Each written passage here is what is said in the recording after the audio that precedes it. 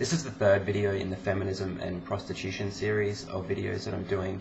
I had sort of talked about a lot of this stuff before, but the first time that I did it in these kind of big, long, rambling sort of videos, and this time what I wanted to do was make them a lot shorter and basically make one argument per video.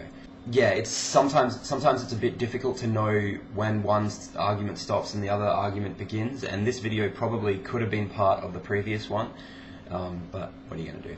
So, in the last video I was talking about why it's fucking stupid when people argue that prostitution isn't significantly different from any other form of employment. I'm not going to repeat that argument, but basically I'm going to continue on from there. I definitely think that one of the reasons why people can make the argument that prostitution isn't any different from any other form of employment is because women in general, and prostitutes in particular, are basically seen as hungry for any kind of sexual attention. Let's apply this ideology to any other form of employment. Only someone who was completely deranged would think that the kid who was serving them at McDonald's would, in another situation, if only we'd met in a different time, would want to come over to your house and make you a sandwich because he just has this real, passion for sandwiches, and in particular, a passion for making you sandwiches.